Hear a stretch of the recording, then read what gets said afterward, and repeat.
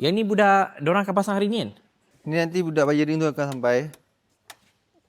Dia akan beli barang-barang semua.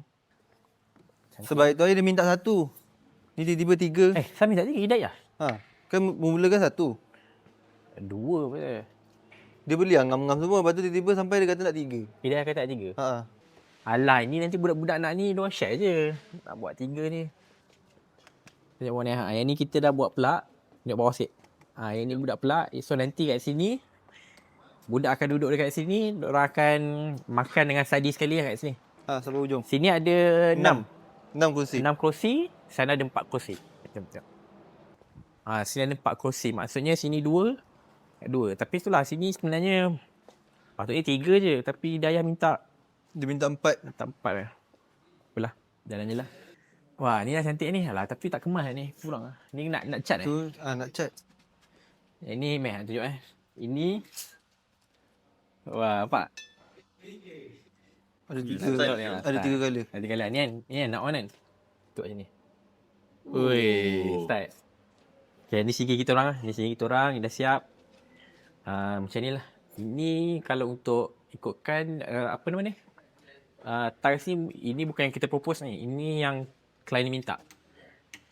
Kita propose on lain. Nanti aku tunjuk design yang asal kita propose. Tapi at the end, pengarah nak warna macam ni. So, jadi macam ni lah. Ini dengan yang ni. Cuma yang ni memang kita propose. Yang macam ni kita propose. Ini client request. Kita tengok ni, jom. Tengok meja petak.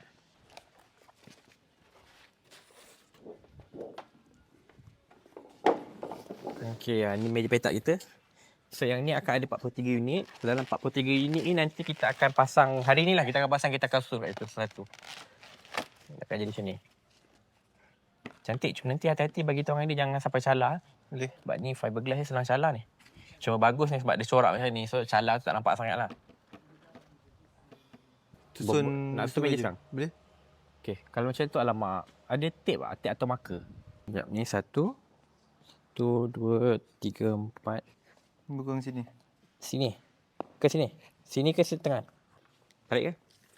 Akan pergi dekat tempat yang tengah.